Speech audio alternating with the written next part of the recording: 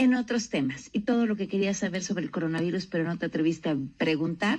Le agradezco enormemente a Lorian Jiménez, ella es investigadora de microbiología, jefa del Laboratorio de Genética Molecular de la UNAM. Gracias por acompañarnos, muy buenas tardes. ¿Qué tal? Muy buenas tardes. Gracias por la invitación. Bueno, yo creo que habría que arrancar básicamente por lo básico, valga la redundancia. Habría que arrancar por lo más sencillo, que sería explicar todos esos números que todos vemos todas las noches de cómo van creciendo el número de contagios, obedecen a un sistema de monitoreo. ¿Qué quiere decir eso? ¿Y qué tanto representa a los números reales del número de personas que pueden estar contagiadas por coronavirus? Sí, muy bien. Contesto mejor iniciando así y ahorita vamos a lo del monitoreo. Me preguntas ¿a qué obedece que vamos avanzando y que pasamos de los contagios importados a los contagios comunitarios y de ahí a la fase 1 y luego a la 2 y ahora estamos en la 3? ¿A qué obedece esto? Bueno, obedece a las decisiones que han sido tomadas por las autoridades. Esto que está pasando no es un evento así predestinado, predeterminado o que era inevitable. La razón por la que seguimos progresando dentro de esta curva que ya tanto nos han hablado de ella es por las decisiones que se tomaron, porque desde un inicio, o sea, vamos a decir, para dar un ejemplo, desde el 7 de marzo el doctor López-Gatell afirmaba tajantemente en sus conferencias de prensa que México no tenía ninguna aspiración, o sea, en sus palabras, dijo, México no tiene aspiración alguna de que el virus se vaya a detener. Es decir, que las aspiraciones siempre fueron de mitigación y no de contención, ¿ok? Entonces, este avance obedece a eso, a las decisiones que se tomaron. Entonces, yéndonos entonces a qué es lo que se está haciendo en México, qué es lo que se pudo hacer mejor, qué es lo que todavía se puede hacer. Uh-huh. Bueno, la estrategia que nuestras autoridades aquí han adoptado es una estrategia pues pasiva, relativamente pasiva, ¿no? En donde finalmente la autoridad se vuelve observadora, o sea, espectador de lo que está sucediendo, mas no está interviniendo contundentemente para detener el avance. Esto es un problema muy grave y tarde o temprano va a tener que hacerlo. Entonces, al inicio hubiera sido muy sencillo, no muy sencillo, siempre fue complicado, siempre ha sido complicado, porque esto no representa solo un problema de salud, no representa un problema de salud, un problema económico, un problema social, representa, es decir, impacta sobre muchos sectores de la sociedad, de tal suerte que pues cualquier decisión que se tomara iba a repercutir gravemente, sí, o sea, negativamente, sobre la economía, sobre la sociedad. O sea, cerrar escuelas, pues no es, digamos, una medida usual ni fácil de hacer, o sea, repercute socialmente. La economía ni se diga, o sea, nada más hay que ver en dónde estamos, ¿no? Como país, y los individuos, la gente de a pie, pues viendo qué va a comer mañana, cómo va a tener el dinero para poner comida en la mesa el día de mañana, ¿no? Entonces, pues sí, siempre iba a tener estas repercusiones, pero a medida que se ha dejado avanzar, las repercusiones son cada vez peores y las soluciones se vuelven cada vez más complejas, ¿sí? Doy un ejemplo muy claro, y he repetido esto en muchas ocasiones porque es un ejemplo maravilloso de un jefa de Estado, en ese caso la presidenta de Taiwán, ¿sí?, que tomó estas determinaciones, fue muy criticada, muy presionada, y pues ya se puede imaginar, pues Taiwán depende su economía de China, de la migración, o sea, el movimiento que hay tanto de personas como de comercial que hay entre China y Taiwán, ¿no? Sin embargo, ella hizo, y en el momento que se encendieron los primeros focos rojos en China, empezó a tomar medidas radicales. ¿En qué consistieron? Tomó medidas radicales de cerrar fronteras, de hacer un estudio exhaustivo de todas las personas que ingresaban de China, después cerró fronteras, hizo cuarentenas estrictas dentro de su país, es decir, tomó todas las medidas y pruebas diagnósticas masivas, tomó todas las medidas muy temprano. Eso representó un costo, sin duda. Sí, nada más que hay que ver lo siguiente. Taiwán hoy, la vida en Taiwán hoy, transcurre de manera relativamente normal. Ellos no están ya haciendo esfuerzos supremos como estamos haciendo nosotros por quedarnos en casa, por mantener la distancia, por cerrar negocios, no. O sea, ahí los restaurantes están funcionando, los comercios están funcionando, y entonces, pues para ellos la repercusión económica, social, es nada. Entonces, hubiera sido mucho menos costoso desde un principio. Cuando entramos a la fase 1 todavía era más costoso, pero todavía perdón, pero lo haces en un principio, ¿no? Doctora, ¿cuánto tiempo lo tienes que hacer? O sea, si tú dices, voy a tomar las medidas más drásticas al inicio y no después, como por ejemplo lo hizo Estados Unidos, que también tomó medidas similares, pero las tomó después, ¿cuánto tiempo tienes que mantener esas medidas para poder contener? Eso depende de cada población. No hay un estándar, o sea, no hay, si se hace 4 semanas, si se hace 8 semanas, no existe un estándar de oro, digamos, o sea, no hay, porque depende de cada población específica, depende de las densidades de población, depende de qué tan bien la gente se esté acatando a las medidas de mitigación, depende del tamaño de la población, o sea, depende de un número de factores. Entonces, es distinto en cada sitio, pero para que se tenga una idea, en la provincia de Hubei, donde está la ciudad de Wuhan, en China, que fue donde inició la pandemia, donde fue el epicentro inicial de la pandemia, ahí estuvieron 76 días. Esto representa, pues, 11 semanas, vamos a decir, o sea, un día menos de 11 semanas, en encierro, pero no era un encierro como lo hacemos acá. O sea, acá los reportes de Google de la movilidad de las personas en México dice que aquí hemos tenido una reducción en la movilidad más o menos en el orden del 50 al 65% de reducción en la movilidad. Bueno, cuando en Wuhan se hizo, bueno, Google no reporta, China evidentemente, ¿no? Pero sus medidas de mitigación no eran voluntarias, o sea, eran forzosas. Por el gobierno lo hicieron forzoso, o sea, la gente se tuvo que encerrar a fuerza. La gente era monitoreada a través de sus celulares para ver si se movían y a dónde se movían. Fueron obligados a permanecer encerrados. 11 semanas. Y ahorita la vida está volviendo a tener una especie de normalidad. En Nueva York, por ejemplo, pues ellos pasaron el pico de la curva en una meseta que se prolongó más de 25 días.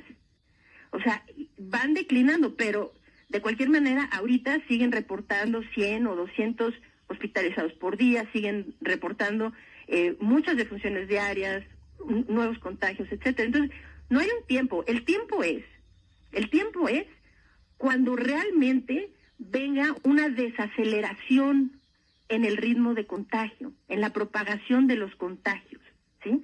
Entonces, lo que preocupa ahorita es, bueno, esto fue así, ¿no? O sea, fue un error que no fue solo de nuestro gobierno, sino de casi todos los gobiernos en el planeta, ¿no? Que empezaron tarde, las medidas que implementaron fueron insuficientes y de ahí todo se salió de control. Entonces, pero en cada momento siempre es buen tiempo para intervenir y para evitar, o sea, ahorita ya es tarde para muchos. O sea, siento mucho que la verdad sea tan dramática, pero realmente lo es dramática. Entonces, tengo que mandar un corte. Me gustaría justo poder concluir con esa parte. ¿Qué podría hacerse mejor? Claro. ¿Qué podemos hacer hoy mejor? No, te pregunto. Pensé que nos íbamos a corte, perdón. No. Sí, hoy lo que se podría hacer mejor es esto. Ahorita, desgraciadamente, pues ya, es mucho, mucho más complicado que haberlo hecho de 3, 4, 6 semanas, porque ahora los esfuerzos tienen que dividirse en 2 brazos. Uno de los brazos de esfuerzo tiene que ser el deber por la saturación del sistema hospitalario, o sea, que no se quiebre el sistema hospitalario y que se sature. Las autoridades, como se puede intuir, ya saben que esto va a suceder. De otra manera, no hubieran redactado la guía bioética de asignación de recursos de medicina crítica. O sea, ya están previendo que esto va a ocurrir, ¿no? Pero vamos, se están haciendo esfuerzos, están trayendo material de China y de otros lados para tener equipos de protección, ya consiguieron ventiladores en tal lugar, están viendo que haya suficientes camas, que haya suficientes unidades de terapia intensiva, suficiente personal y esto. Que vaya a alcanzar, pues es muy dudoso, pero vamos a poner. Ahorita pues se tiene que concentrar en ese brazo porque es importantísimo, va a haber muchos hospitalizados. Si repito, el caso de Nueva York, vamos a decir, durante 25 días tuvieron entre 600 y 1,650 hospitalizados por día, cada día de los 25 días. Entonces, nada más hay que hacer números de cuántas unidades de terapia intensiva, cuántas camas hay, cuántos ventiladores, y podemos ver que después de 4 o 5 días aquí ya estaríamos saturados. Allá hicieron 25 días así. Entonces, pues sí, claro, hay que atender ese brazo, que antes no era inminente, ahora lo es. Pero el otro brazo no se puede desatender, porque si no, esto no se va a terminar. O sea, el otro brazo es detener, contener la propagación de los contagios. Mientras la gente se siga contagiando, mientras la propagación continúe, la curva no va a declinar sola. La curva es como la de Nueva York. ¿Deberían poner toque de queda? ¿Perdón? ¿Tú crees que deberían de poner un toque de queda? No, no necesariamente. ¿Cómo? No necesariamente poner un toque de queda. Lo que se necesita es hacer pruebas masivas de diagnóstico. Okay. Porque los casos que con el modelo Centinela, no tenemos una estimación. La última que fue desde la semana pasada se estaba hablando de unos 7,000 y tantos casos la semana pasada, pero se hablaba de que el modelo Centinela estimaba 55,000, arriba de 55,000, ¿no? Casos. Bueno, si se sabe que hay esos 55,000, esto no es para darle información a la gente y a los medios de comunicación, eso es para tomar acciones. Si no, pues esos números no tienen trascendencia, si solamente son informativos. Entonces, esos 55,000 personas que se estima que están infectados, se necesita saber quiénes son, dónde están, se están encerrando o no, están enfermos o no, están contagiando a otros o no. O sea, se necesita hacer un rastreo de casos y contagios de forma masiva. Ahora es mucho más complicado que al principio, sí, pero tiene que hacerse, porque la curva no es como que nada más declina. Vamos a poner, si regresamos al ejemplo de Nueva York, tienen el día de hoy 134,874 contagiados, en una población de 8 y fracción de millones de personas. Bueno, ahora, nada más vamos a ponerlo así. Aquí en el país somos 127 millones de habitantes. Si eso es lo que pasó en Nueva York, o sea, digo, aquí hay mucha tela de donde cortar. Pueden infectarse muchísimos más de los que están infectados y de los que van a estar infectados, y incluso en la parte más alta de la curva. Entonces, ¿qué es importante? Pues sí, claro, se tiene que ver por el asunto de impedir la saturación de los hospitales, desde luego. Pero el otro brazo no puede desatenderse.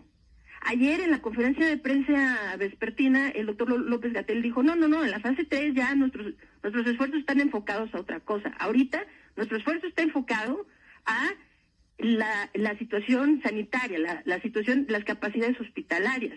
Y en pocas palabras está dejando la parte de la mitigación en manos de la sociedad.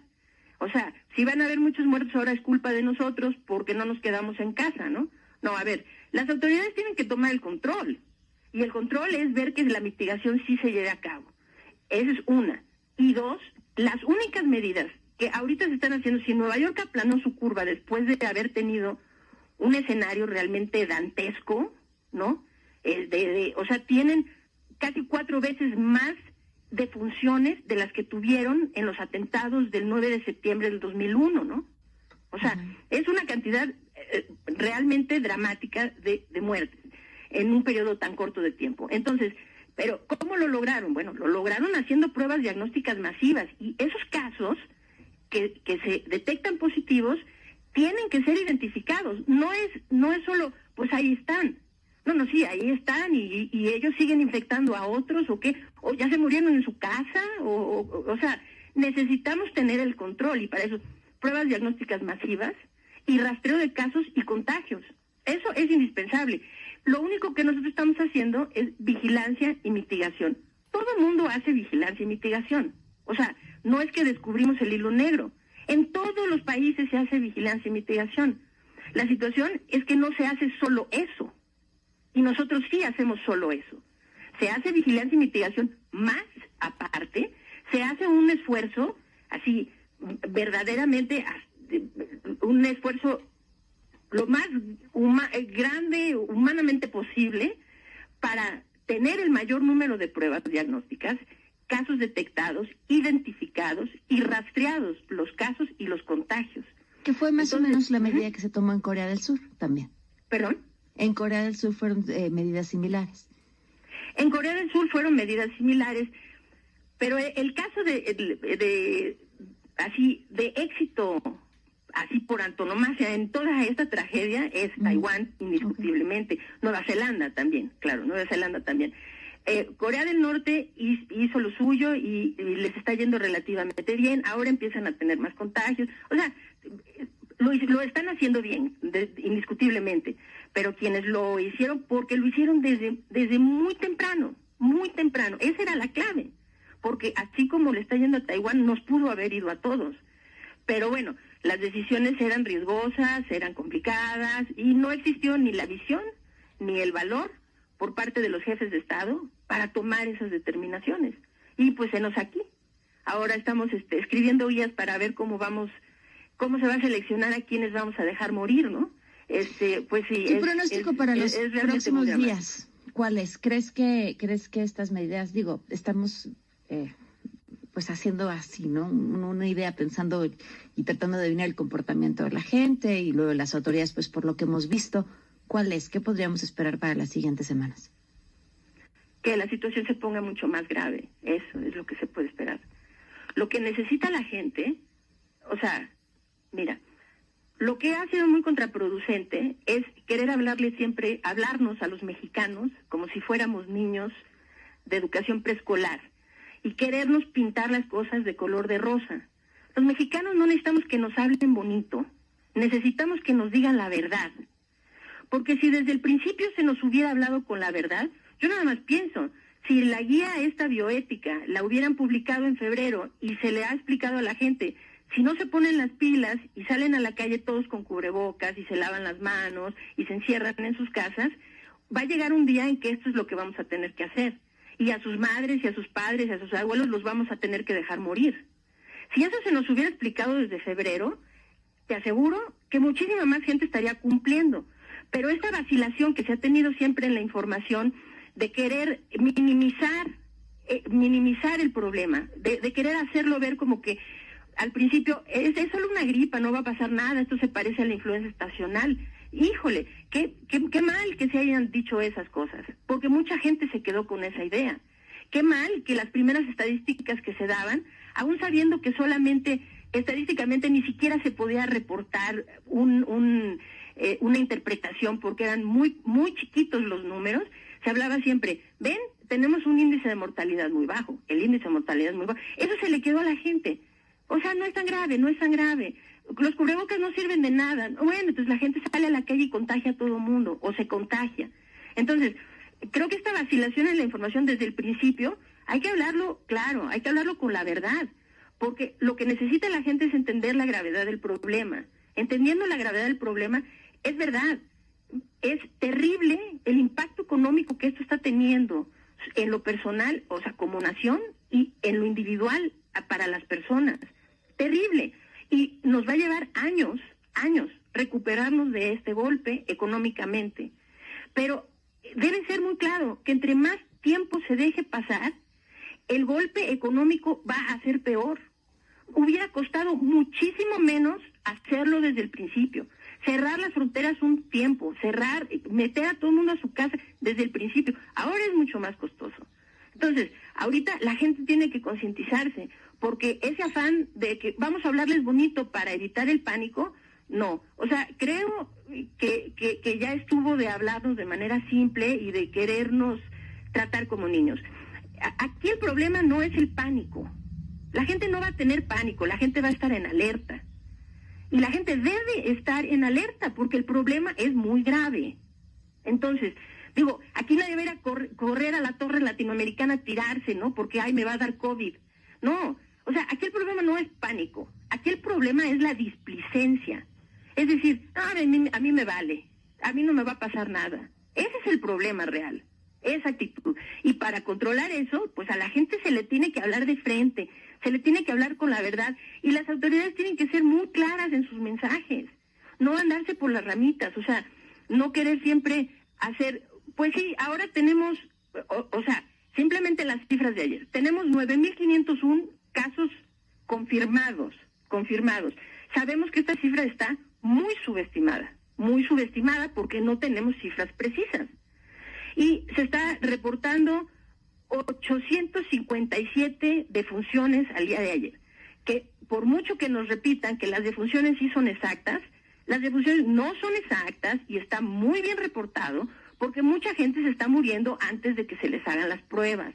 Y ya una vez muertos, salen de los hospitales y se reportan como muertes por otras causas. Una estimación muy seria de un físico matemático que leí hace unos días de la UNAM, este señor, está haciendo una estimación que en realidad debemos estar hablando alrededor de 5,000 defunciones a este momento en nuestro país. No creo que es descabellada su cálculo, es muy serio y creo que, pero bueno, vamos a poner que efectivamente el número es absolutamente preciso y son 857 defunciones. Pues nada más al día de ayer casi es el doble de las defunciones que hubo en el terremoto de 2017. En el terremoto del 2017 la cifra oficial fue de 471 muertos. Quiere decir que hoy, cuando se dé la conferencia de las 7 de la noche, ya vamos a haber duplicado las defunciones del terremoto. Entonces, creo que la gente se empieza a volver insensible a la numeralia porque se habla tanto de números y los números empiezan a ser tan exorbitantes. Sí, claro, dejan de ser importantes.